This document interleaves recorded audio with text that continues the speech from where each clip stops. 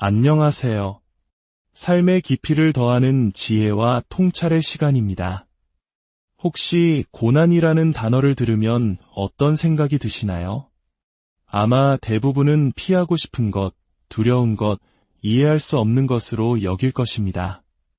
그런데 만약 그 고난이 사실은 우리를 위한 하나님의 특별한 선물이라면 어떻게 생각하시겠습니까? 오늘 우리는 성경의 한 부분을 통해 고통과 믿음이라는 두 가지 선물이 어떻게 우리 삶을 위대하게 만드는지에 대한 놀라운 비밀을 함께 나누고자 합니다. 오늘 이 이야기가 여러분의 마음에 깊은 위로와 새로운 힘이 된다면 이 은혜를 주변의 소중한 분들과도 함께 나눠주시길 바랍니다. 여러분의 공유와 구독이 또 다른 영혼에게 빛을 전하는 귀한 통로가 될 수 있습니다. 잠시 함께 기도하는 시간을 갖겠습니다. 사랑의 하나님 아버지, 지금 이 시간 당신의 말씀을 듣기 위해 모인 모든 이들을 축복하여 주시옵소서.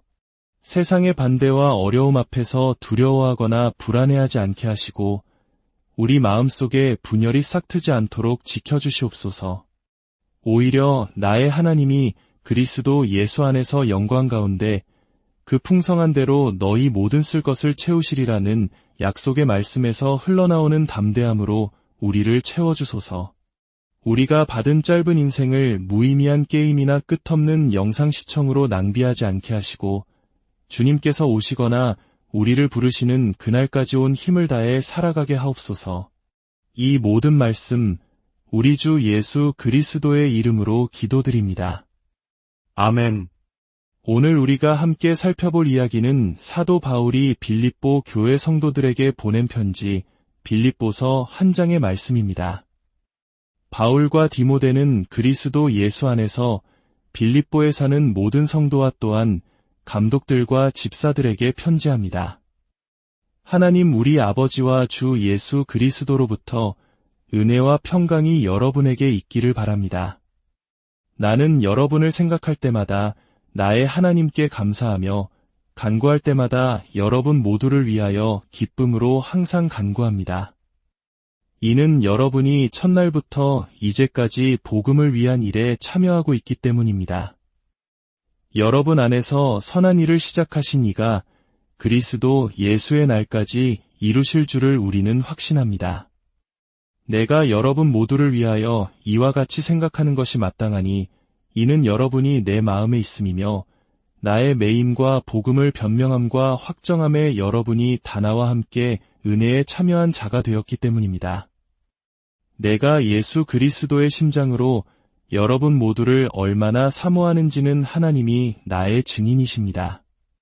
내가 기도하노니 여러분의 사랑을 지식과 모든 총명으로 점점 더 풍성하게 하사 여러분으로 하여금 지극히 선한 것을 분별하며 또 진실하여 허물 없이 그리스도의 날까지 이르고 예수 그리스도로 말미암아 위의 열매가 가득하여 하나님의 영광과 찬송이 되기를 원합니다.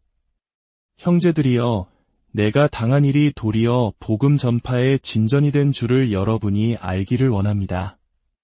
이러므로 나의 매임이 그리스도 안에서 모든 시위대 안과 그 밖의 모든 사람에게 나타났으니 형제 중 다수가 나의 매임으로 말미암아 주 안에서 신뢰함으로 겁없이 하나님의 말씀을 더욱 담대히 전하게 되었습니다.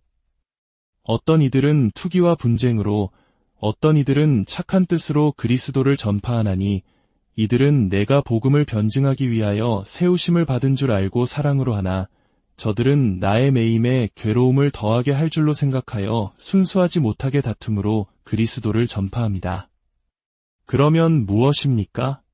거칠애로 하나 참으로 하나 무슨 방도로 하든지 전파되는 것은 그리스도니 이로써 나는 기뻐하고 또한 기뻐할 것입니다. 나는 여러분의 간구와 예수 그리스도의 성령의 도우심으로 이것이 나를 구원에 이르게 할 줄을 압니다. 나의 간절한 기대와 소망을 따라 아무 일에든지 부끄러워하지 아니하고 지금도 전과 같이 온전히 담대하여 살든지 죽든지 내 몸에서 그리스도가 존귀하게 되게 하려 하나니 이는 내게 사는 것이 그리스도니 죽는 것도 유익함이라. 그러나 만일 육신으로 사는 이것이 내 일의 열매일진데 무엇을 택해야 하는지 나는 알지 못하노라. 내가 그 둘 사이에 끼었으니 차라리 세상을 떠나서 그리스도와 함께 있는 것이 훨씬 더 좋은 일이라. 그렇게 하고 싶으나 내가 육신으로 있는 것이 여러분을 위하여 더 유익하리라. 내가 살 것과 여러분의 믿음의 진보와 기쁨을 위하여 여러분 무리와 함께 거할 이것을 확실히 아노니 이는 내가 다시 여러분과 같이 있으므로 그리스도 예수 안에서 여러분의 자랑이 나로 말미암아 풍성하게 하려 함이라. 오직 여러분은 그리스도의 복음에 합당하게 생활하십시오. 이는 내가 가보나 떠나 있으나 여러분이 한 마음으로 서서 한 뜻으로 복음의 신앙을 위하여 협력하는 것과 무슨 일에든지 대적하는 자들 때문에 두려워하지 아니하는 이 일을 듣고자 함이라.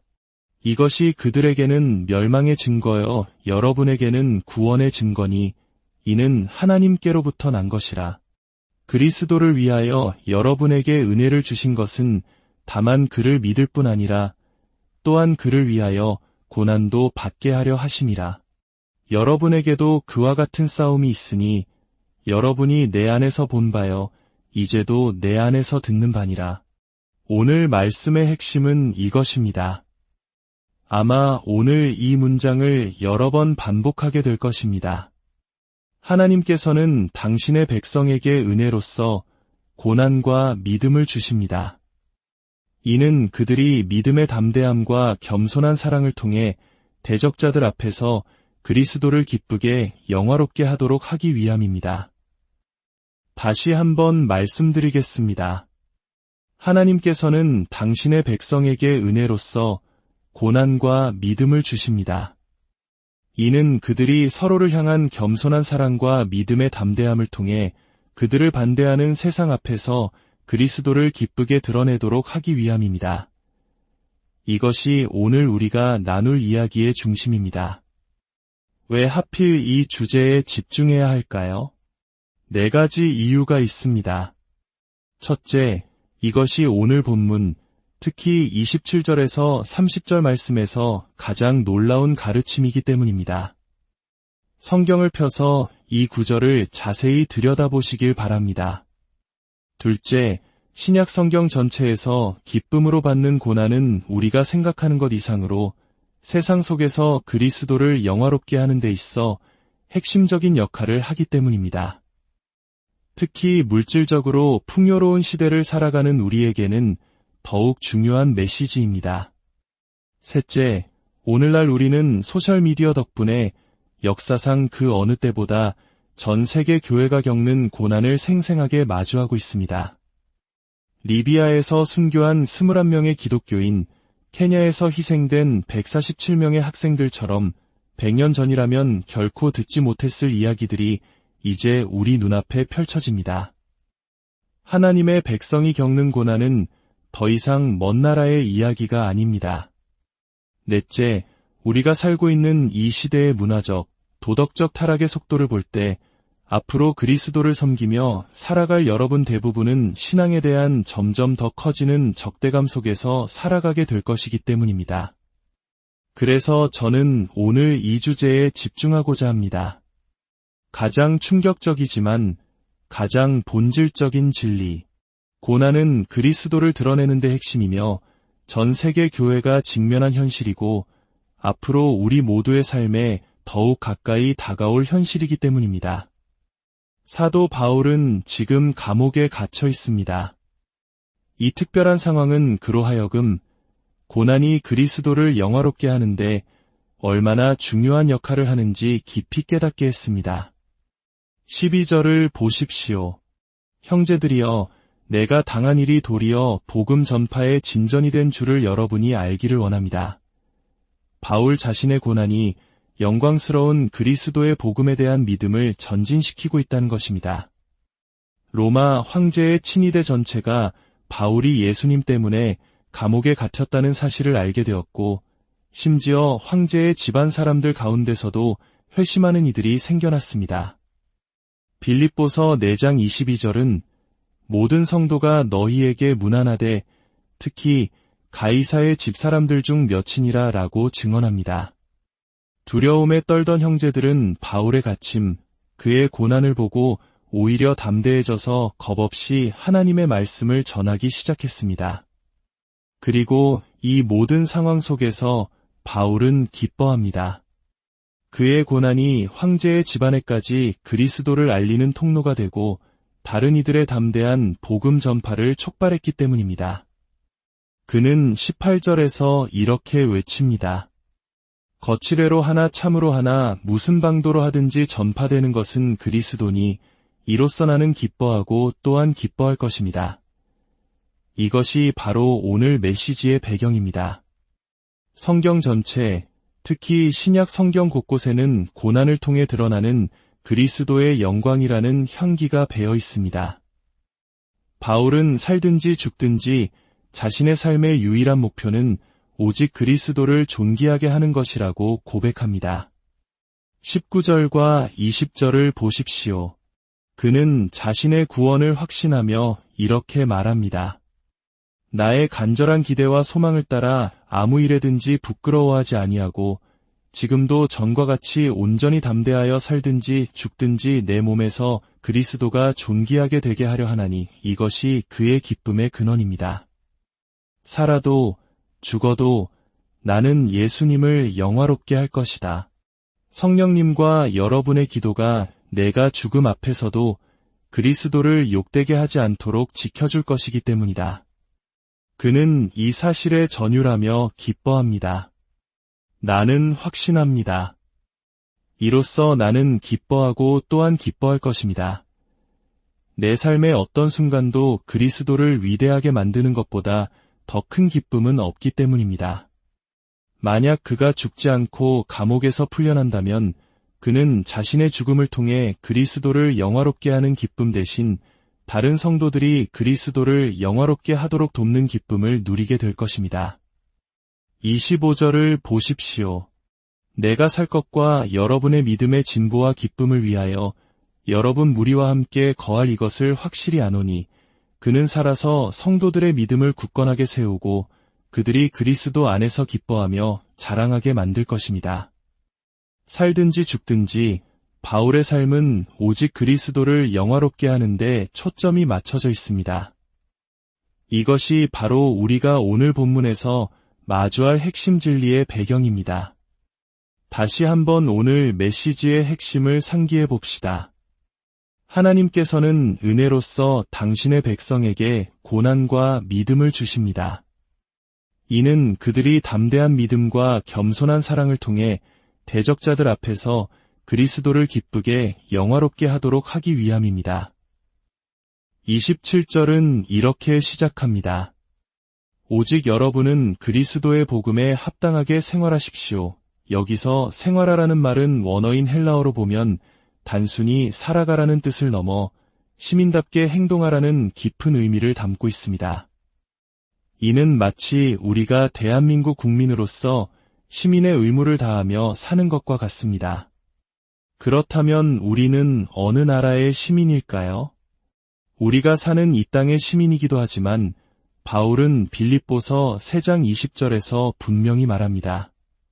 그러나 우리의 시민권은 하늘에 있는지라 우리는 이 땅에 발을 딛고 살아가지만 우리의 진정한 소속과 충성의 대상은 하늘나라라는 것입니다. 따라서 복음에 합당하게 생활하라는 것은 하늘나라의 시민으로서 이 땅에서 살아갈 때 그 시민의 품격에 맞게 살아가라는 뜻입니다. 어떻게 사는 것이 하늘 시민답게 사는 것일까요? 바로 복음의 가치에 걸맞게 사는 것입니다. 복음은 무한한 가치를 지니고 있습니다. 왜냐하면 그 복음은 바로 그리스도에 대한 복음, 즉 그리스도의 영광의 복음이기 때문입니다. 복음은 우리가 그리스도를 얻게 하는 통로입니다. 사도 바울은 빌립보서 3장에서 이렇게 고백합니다. 무엇이든지 내게 유익하던 것을 내가 그리스도를 위하여 다 해로 여길 뿐더러 또한 모든 것을 해로 여김은 내 주 그리스도 예수를 아는 지식이 가장 고상하기 때문이라. 내가 그를 위하여 모든 것을 잃어버리고 배설물로 여김은 그리스도를 얻고 그러므로 복음의 가치에 합당하게 산다는 것은 우리의 삶을 통해 복음이 얼마나 귀한지를, 그리고 그 복음이 우리에게 가져다준 그리스도가 얼마나 존귀한 분인지를 세상에 보여주는 것입니다. 우리의 왕은 세상의 권력자가 아니며 우리의 보물은 이 땅의 것들이 아님을 삶으로 증명하는 것입니다. 하늘나라의 좋은 시민은 이 땅에서 그리스도를 영화롭게 하며 그분을 가장 위대한 보물로 여기며 살아가는 사람입니다. 그렇다면 구체적으로 어떻게 그리스도를 영화롭게 할 수 있을까요? 27절은 두 가지 방법을 제시합니다. 바로 대적자들 앞에서 두려워하지 않는 담대함과 성령 안에서 하나됨으로 서로 사랑하는 것입니다. 27절과 28절을 다시 읽어보겠습니다. 여러분이 한마음으로 서서 한뜻으로 복음의 신앙을 위하여 협력하는 것과 무슨 일에든지 대적하는 자들 때문에 두려워하지 아니하는 이 일을 듣고자 함이라. 여기서 두려워하지 말라는 말이 나온다는 것은 당시 빌립보 성도들이 겪던 반대와 핍박이 매우 실질적이고 위험했음을 의미합니다. 죽음, 수치, 직장을 잃는 것 등 그 어떤 위협 앞에서도 두려워하지 말라고 바울은 권면합니다. 동시에 성령 안에서 한 영혼처럼 굳게 결속하여 서로를 돌보라고 말합니다. 이 하나됨은 단순히 취향이 같거나 모든 교리에 동의하는 수준이 아닙니다. 이것은 예수님께서 자신을 비워 종의 형체를 가지셨던 것처럼 나 자신보다 다른 사람을 더 중요하게 여기는 겸손에서 비롯되는 연합입니다. 당신의 이익이 곧 나의 이익입니다. 나는 당신을 위해 죽을 수도 있습니다. 라고 고백하며 서로 팔짱을 끼고 믿음을 삼키려는 사자의 입속으로 함께 걸어 들어가는 용기 있는 연합입니다. 바울은 이처럼 겸손한 사랑으로 연합하고 반대 앞에서 두려워하지 않는 모습이 세상에 전하는 분명한 증거가 된다고 말합니다. 빌립보라는 도시에 거대한 전광판이 세워진 것과 같습니다. 그 증거는 무엇을 보여줄까요? 28절은 말합니다.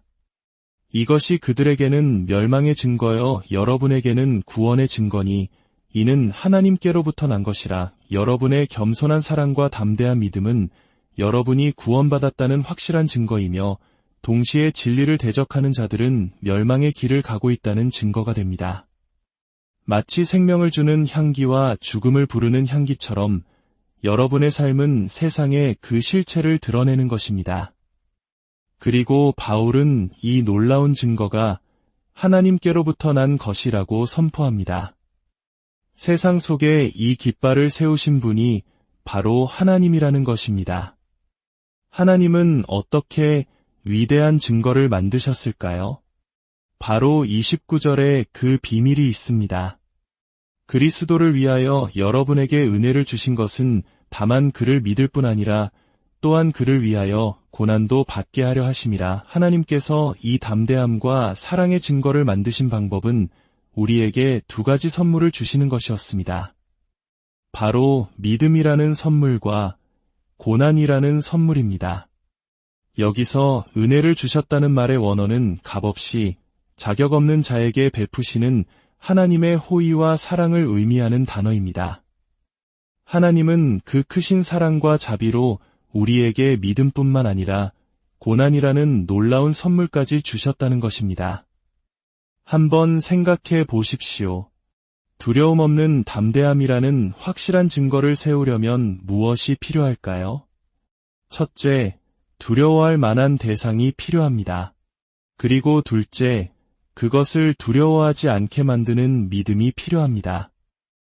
아무런 위협이 없는 곳에서 나는 담대하다고 말하는 것은 아무 의미가 없습니다. 하나님께서는 우리 앞에 원수를 두시고 동시에 그들을 이길 믿음을 주심으로써 담대함이라는 빛나는 증거를 창조하십니다. 29절의 두 가지 선물, 고난과 믿음이 충돌할 때 28절의 증거가 탄생하는 것입니다. 이것이 바로 하나님의 놀라운 계획입니다. 우리의 삶에 허락된 어려움과 갈등은 결코 우연이 아닙니다. 하나님께서는 그 모든 것을 사용하셔서 우리를 연단하시고 세상에 당신의 영광을 드러내는 도구로 삼으십니다. 이제 모든 것을 정리해 보겠습니다. 이 모든 것의 기초에는 주권자이신 하나님이 계십니다. 그분은 은혜로우시며 당신의 뜻대로 모든 것을 주관하십니다. 그 하나님께서 우리에게 믿음과 고난이라는 두 선물을 주십니다. 사탄은 우리를 넘어뜨리기 위해 고난을 사용하지만 하나님은 그 고난을 통해 이대한 증거를 세우십니다. 이협적인 고난이라는 상황과 하나님이 주신 믿음이라는 선물이 만날 때 두려움 없는 담대함과 어려움 속에서도 변치 않는 사랑의 연합이 태어납니다. 이 증거는 대적자들을 위한 것이지만 동시에 우리 자신을 위한 것이기도 합니다. 고난 속에서 믿음으로 승리할 때 우리는 스스로에게 증명하게 됩니다. 아, 나는 정말 구원받았구나. 내 믿음은 진짜구나. 두려움을 이기고 그리스도가 원하시는 힘든 일을 해냈을 때 그날 밤 우리는 깊은 평안 속에서 잠들 수 있습니다. 내 안에 있던 의심들이 사라지고 내가 진짜 그리스도인임을 느끼게 되기 때문입니다. 이처럼 귀한 결과를 낳는다면 고난과 믿음이 어찌 귀한 선물이 아닐 수 있겠습니까? 사랑하는 여러분, 하나님께서는 오늘을 살아가는 여러분에게도 은혜로서 고난과 믿음을 선물로 주실 것입니다. 여러분이 복음의 전파를 위해 헌신하기로 결단한다면 크고 작은 고난을 겪게 될 것입니다. 그러나 그 고난과 함께 그것을 이겨낼 믿음 또한 부어주실 것입니다. 이 두 가지 선물의 목적은 여러분을 겸손하게 하고 사랑하게 하며 담대하게 만들기 위함입니다. 그리고 여러분의 그 삶이 여러분 영혼과 세상 앞에 세워지는 빛나는 증거가 될 것입니다. 그 증거에는 이렇게 쓰여 있습니다. 나는 구원받았다. 그리고 세상은 결코 나를 이길 수 없다. 그러므로 하늘의 시민답게 살아가십시오. 여러분의 가장 위대한 보물이신 그리스도를 영화롭게 하는 삶 속에서 기뻐하십시오. 다 함께 기도하겠습니다. 하나님 아버지, 우리가 이제 각자의 삶의 자리로 돌아갑니다. 우리에게 믿음의 선물과 고난의 선물을 주실 때 분노하거나 원망하는 마음이 아니라 감사함으로 받게 하옵소서. 주시는 믿음이 너무나 강하여 고난을 만났을 때 인내하는 사랑과 강력한 담대함을 낳게 하옵소서. 그리하여 우리의 삶이 이 땅과 열방 가운데 우리가 구원받았으며 우리의 대적들이 결코 이길 수 없다는 살아있는 증거로 세워지게 하옵소서. 이 모든 말씀 우리 주 예수 그리스도의 이름으로 기도드립니다.